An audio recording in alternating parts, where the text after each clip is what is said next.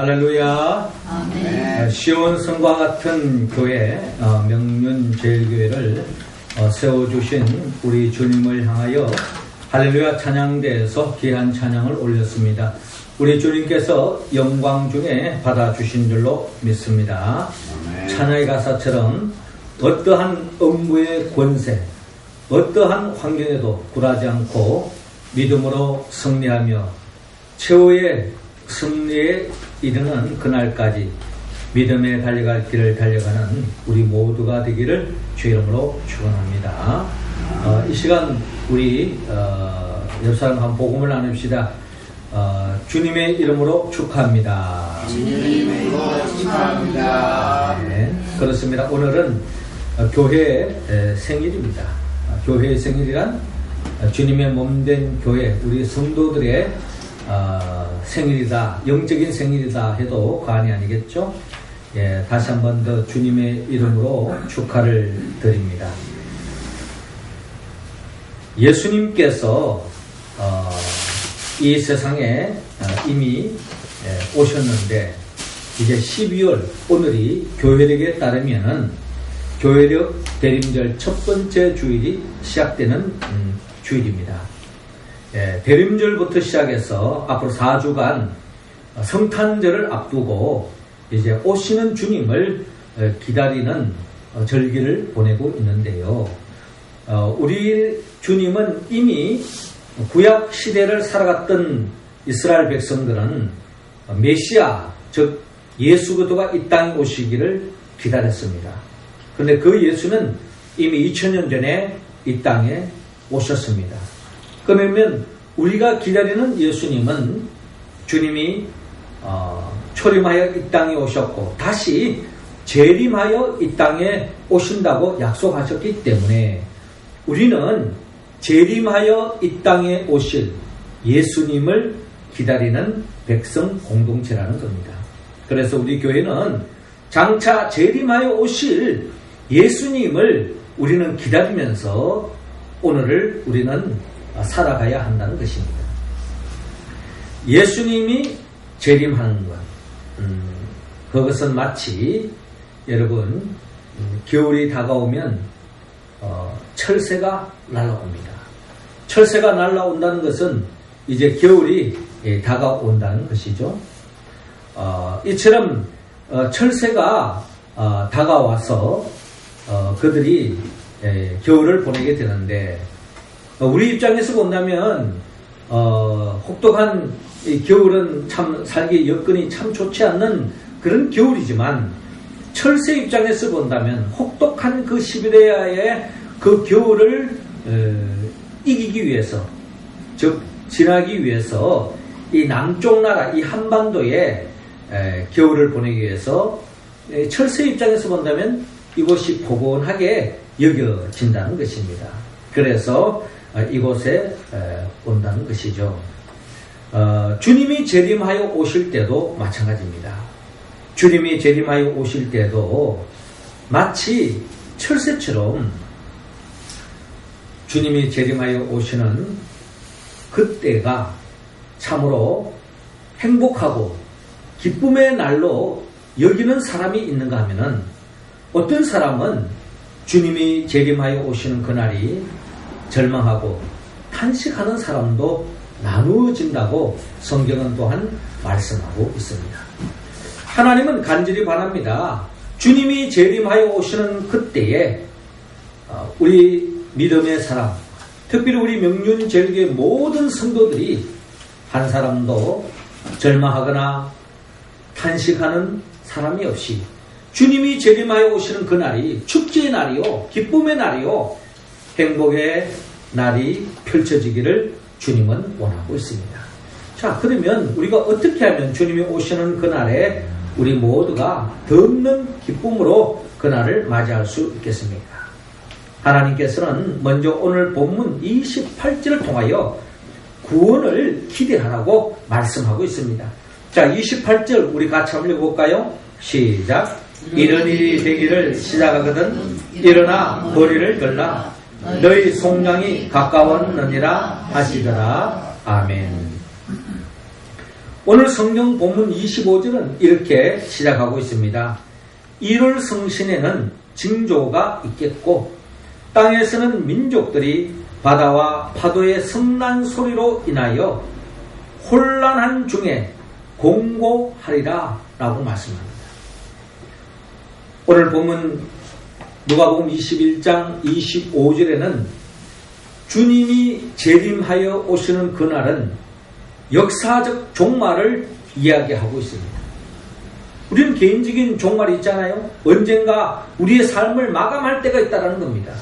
그와 마찬가지로 이 역사도 영원히 존재하는 것이 아니라 이 땅의 역사는 언젠가 끝나는 날 종말이 있다는 겁니다. 이를 역사적 종말이라고 하는데 그 역사적 종말에 임할 때에 우리가 나름대로 믿고 의지했던 그 모든 것들이, 믿고 의지했던 모든 법칙들이, 믿고 의지했던 그 모든 것들이 다 무너지는 날이 임한다는 것입니다. 심지어 하늘의 해와 달과 별들도 그 우주의 질서를 잃어버리고 온 세계가 카오스, 혼돈의 시대로 접어든다는 것입니다. 뿐만 아니라 자연 생태계도 완전히 파괴되어지고 나라와 나라 간에, 민족과 민족 간에 전쟁이 일어나는 그와 같은 총체적인 위기의 역사가 임박한다는 것입니다. 26절에 사람들이 세상에 임할 일을 생각하고 무서워함으로 기절하리니 이는 하늘의 권능들이 흔들리겠습니다 라고 말하고 있습니다.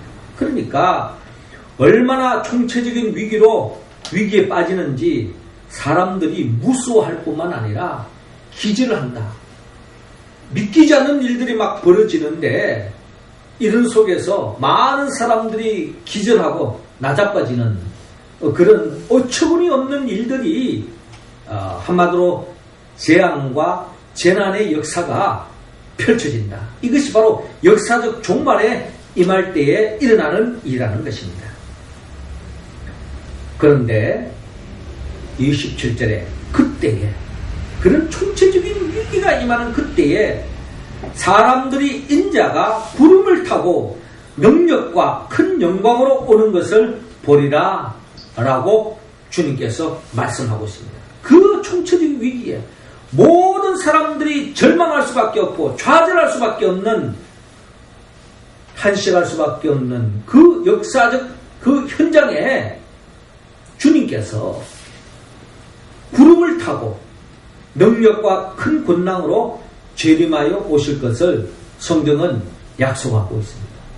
자, 이런 일이 되기를 시작하거든 일어나 머리를 들라. 많은 사람들이 그 총체적인 위기로 인하여 절망하고 머리를 푹 수그린 채 좌절하고 있는 그때에 믿음의 백성들을 향하여 머리를 들라는 것입니다. 왜냐하면 너희 속량이 가까웠느니라. 너희 속량이 가까웠다는 것은 하나님의 구속의 역사, 구원의 역사, 믿음의 사람들 구원의 반열로 이끌어주는 역사가 임하기 때문에 절망하지 말고 머리를 다시 들고 오시는 주님을 맞이하라. 한마디로 구원을 기대하라고 주님께서 우리에게 말씀하고 있습니다. 그렇습니다. 주님이 재림한 그 임박한 시점에 엄청난 재앙과 재난이 일어나지만 여기에 우리가 실족하지 말라는 겁니다. 좌절하지 말라는 겁니다. 주님이 구원이 가까이 이른다는 겁니다. 하루 중에 가장 어두운 순간이 언제인가? 그 순간이 바로 동트기 직전이라고 이야기합니다. 동트기 직전이 하루 중에 가장 어두운 순간이라고 합니다. 이 역사적 종말 때에, 마지막 그 종말의 역사 때에 이 세상은 엄청난 그 위기로 말미암아 어두움 속에 절망과 좌절이 깊어가는 그 순간에 그것으로 역사가 완전히 끝나는 것이 아니라 그 역사적 종말은 새로운 역사를 열어가는 과정이라는 것을 오늘 주님은 우리에게 말씀하고 있습니다. 칠흑 같은 어둠이 지나고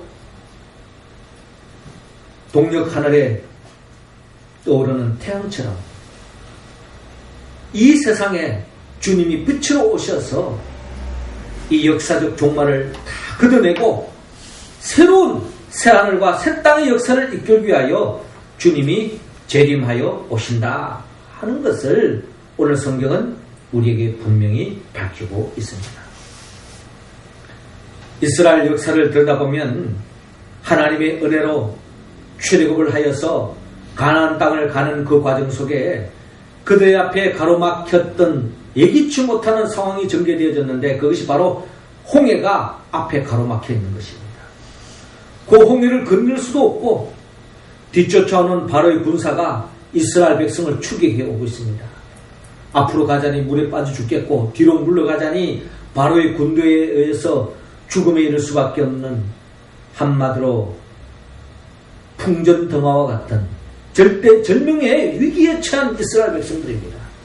그런데 그 절대절명적인 그 위기 속에 많은 사람들이 탄식하고 절망하고 있을 때에 믿음의 사람 모세는 하나님을 바라보고 하나님께 기도하고 하나님의 구원의 음성을 듣고 모세가 지팡이를 높이 들었을 때에 홍해가 쫙 갈라지면서 이스라엘 백성들이 마른 땅을 건너서 홍해를 건너는 놀라운 역사를 경험하면서 이스라엘 백성들이 그 극적인 위기에서 벗어나고 뒤쫓아오던 바로의 군사들은 그 홍해에서 수장되는 역사가 일어나는 것을 바라볼 수 있습니다.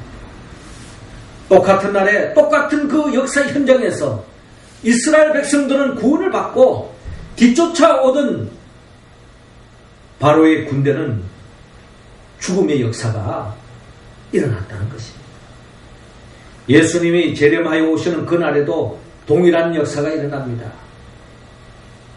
어떠한 위기 속에도 주님이 우리를 구원해 주실 것이라고 하는 그 믿음 가운데 굳게 서 있는 사람은 주님의 은혜로 구원의 반열에 이르지만 주님을 믿지 않은 사람, 의심했던 사람, 믿음이 없는 사람, 믿음이 흔들린 사람, 이런 사람들은 결국 바로의 군사처럼 주님이 재림하시는 그날에 심판의 자리에 이를 수밖에 없다는 것입니다. 그러므로 우리 믿음의 사람들은 반드시 주님께서 우리를 구원해 주실 줄로 여러분 믿고 마지막 때에 흔들리지 말고 믿음의 사람들을 구원하여 이 땅에 재림하여 오시는 그 주님을 기다림으로 역사적 종말의 그 위기 때를 잘 극복해 나가는 우리 모두가 되기를 주 이름으로 축원합니다. 이어서 주님은 본문 오늘 31절을 통하여 주님의 재림을 기대할 뿐만 아니라 천국을 기다리라고 말씀합니다. 31절 우리 할렐루야 찬양대원들이 읽어주시기 바랍니다. 시작. 이와 같이 너희가 이런 일이 일어나는 것을 보거든 하나님의 나라가 가까이 온 줄 알라. 아멘. 자, 이어지는 본문 29절을 보니까 이에 비유로 이르시되 무화과 나무가 모든 나무를 보라. 싹이 나면 너희가 보고 여름이 가까운 줄을 자연히 아나니.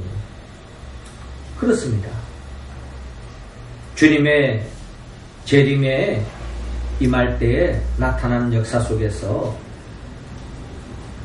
마치 무화과 나무에 싹이 나면은 여름이 가까이 왔다는 것을 너희들이 깨닫는 것처럼 마치 겨울이 오면은 여러분 겨울로 우리의 삶이 계속 이어지는 것이 아니라 겨울이 지나고 나면 곧 새 몸이 온다는 것은 자연의 법칙인 것처럼 영적인 법칙도 마찬가지라는 겁니다.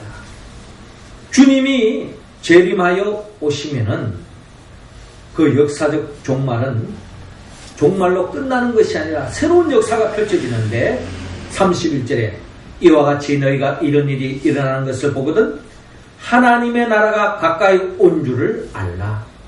내가 진실로 너희에게 말하노니 이 세대가 지나가기 전에 모든 일이 다 이루어진다. 천지는 없어지겠으나 내 말은 없어지지 아니하리라 라고 말씀합니다. 그렇습니다. 주님이 재림하시는 그날에 이 세상에 우리가 믿었던, 우리가 의지했던, 우리가 신뢰했던 이 세상의 모든 법칙들이 모두가 뒤죽박죽이 되어지고 무너지는 그 역사의 종말 때에 모든 것이 무너지겠지만 그러나 하나님의 말씀은 무너지지 않는다는 겁니다. 하나님이 우리에게 약속한 것은 반드시 이루어지고 그 약속의 말씀은 사라지지 않는다는 것입니다. 없어지지 않는다는 겁니다. 주님이 우리에게 무엇을 약속하셨습니까? 오늘 보면 31절에 이와 같이 너희가 이런 일이 일어나는 것을 보거든 하나님의 나라가 가까이 온 줄을 알라. 그렇습니다. 주님이 이 세상에 왜 재림하여 오십니까? 우리에게 영원한 하나님의 나라로서 새하늘과 새 땅으로 이끌기 위하여 주님이 재림하여 오신다는 것입니다. 이 세상 많은 사람들이 쫓았던 그 세계는, 그렇게도 믿었던 이 세상은 한순간에 다 무너지는 날이 온다는 것입니다. 그러나 믿음의 사람은 이 세상을 의지하며 살아가는 인생이 아니고 하나님을 의지하고 하나님의 말씀을 의지하며 살아가는 그 인생은 이 세상이 다 무너지는 그 순간에도 결국 하나님이 예비해 놓으신 하나님의 나라에 이를 수 있다라고 성경은 약속하고 있습니다. 그렇습니다. 우리에게는 하나님의 나라가 있습니다. 요한계시록 21장 22절에 새하늘과 새 땅을 주님께서 예비하고 계시다는 것입니다. 이것을 우리의 신앙의 가장 큰 소망으로 여러분들이 삼으시고 그 새하늘과 새 땅에 이르기 위해서 믿음의 경주를 해나가는 우리 교회 공동체가 되기를 원합니다. 믿음의 사람 요셉도 자기가 원하지 않는 어처구니 없는 일들을 많이 겪었습니다. 형제들로부터 버림을 받고 인신매매로 팔려가고 노예생활하고 감옥에 갇히고 죽음의 위기에 처다봤지만 그 속에서 요셉은 흔들리지 않았던 것은 주님이 주셨던 그 꿈, 그 비전을 품었기 때문에 어떤 어려움과 역경을 다 이겨내고 마침내 애굽의 총리 대신이 되어서 요셉을 통해서 많은 사람들이 복을 받는 그 어떤 축복의 통로가 되었던 것처럼 저와 여러분들도 그 사명을 감당해 나아갈 줄로 믿습니다. 주님이 재림하여 오시는 이유, 우리 모두를 새하늘과 새 땅으로서 하나님의 나라를 이끌기 위한 그 약속을 끝까지 붙잡고 믿음의 경주를 해나가는 우리 모두가 되기를 주님으로 축원합니다. 마지막 세 번째로 하나님은 우리 모두에게 깨어서 기도하라고 말합니다. 36절 우리 같이 한번 더 읽겠습니다. 시작. 이러므로 너희는 장차 올 이 모든 일을 능히 피하고 인자 앞에 서도록 항상 기도하며 깨어 있으라 하시니라. 아멘. 자, 이어지는 본문 34절을 보니까 너희는 스스로 조심하라. 그렇지 않으면 방탕함과 술취함과 생활의 염려로 마음이 둔하여지고 뜻밖의 그날이 득과 같이 너희에게 임하리라 라고 말씀합니다. 자, 우리는 여기에서 역사적 종말에 임할 때 우리가 유념해야 될 것이 하나 있는데, 이 역사적 종말은 우리의 삶의 자리에서 마치 도둑같이 임한다 라고 다른 복음서에는 그렇게 말씀하고 있습니다. 도둑이 무슨 광고하고 다니는 게 아니잖아요. 내가 오늘 몇 시에 도둑질하고 가겠습니다. 이야기하는 도둑은 아무도 없을 거예요. 우리가 잠든 사이에 순식간에 우리의 모든 것을 가져갑니다. 그것도 분리수거에는 뭐 휴지 같은 그런 거 가져가는 게 아니고 우리 가정에 가장 소중한 것, 정말 잊어서는 안 돼 가장 소중한 것, 그것을 훔쳐가는 것이 바로 도둑들이 이야기인 거죠. 마귀들은 우리의 모든 것을 다 빼앗아 가는데, 특별히 종말에 임할 때에 크게 두 가지 역사가 일어납니다. 마지막 총체적인 위기가 임하기 직전에, 그때는 어떤 때인고 하니 오늘 성경 본문에 너희는 스스로 조심하라, 그렇지 않으면 방탕함과 술 취함과 생활의 염려로 마음이 둔하여진다라고 말합니다. 어떤 사람은 말세 때에 물질적인 어려움이 하나도 없을 정도로 풍족함을 누립니다. 그는 풍족함의 차원이 아니라 너무 그 풍요를 누린 나머지 방탕함과 술 취함에 빠진다는 것입니다. 다 그런 건 아니겠지만 많은 사람들이요, 몸이 건강해지고 돈도 많아지고 내 삶에 여유가 생기면 내가 하나님의 더 큰 영광을 위하여 살겠다라고 생각하지만 그렇지 못하는 경우가 많습니다. 하나님마다 잘 되고 하는 주식마다 그냥 대박이 터지고, 로또가 사면 대박이 터지고 모든 일을 잘 돼 보세요. 백발백중 절대 다수의 사람들이 다 방탕함과 술 취함과 이 세상 쾌락에 빠지는 것이 많은 사람들이 걸어가는 삶의 이야기라는 것입니다. 그런가 하면 또 마지막 때가 되면 어떤 사람은 물질에 너무나도 염려 속에서 궁핍하는 삶을 살다. 그러다 보니 영적으로 점점 둔해지는 역사가 일어납니다. 영적인 일들을 소홀히 하면서 어떤 사람은 풍요로우니까 세상 재미에 더 빠지고, 또 어떤 사람은 세상 속에서 더 급급하여서 경제적 어려움을 해결하기 위해서 세상에 그냥 정신없이 쫓아다니는 거예요. 그러다 보니 영적으로는 점점 병들어가는 것입니다. 이것이 바로 영적으로 병들어가는 그 순간이 역사적 종말이 임하기 직전에 일어나는 역사라는 것입니다. 그날이 득과 같이 너희에게 임하리라. 여러분들이 잘 아는 개구리 이야기가 있습니다. 개구리를 끓는 물에다가 개구리를 던지면요, 개구리가 원초적인 반응으로 뜨거운 물을 박차면서 뜨거워하면서 튀쳐나간다고. 자기 생존의 문제니까. 그런데 이 개구리를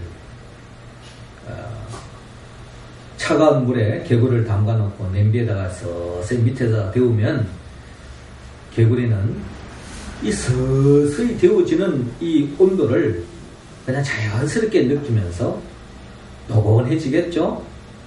그런데 이 어느 순간에는 이 끓는 정점이 있습니다. 끓는 그 순간에는 이미 늦은 거예요. 개구리탕이 되는 겁니다. 그래, 그 전에 이걸 팍 차고 나와야 되는데, 영적으로 잠들어 있을 때는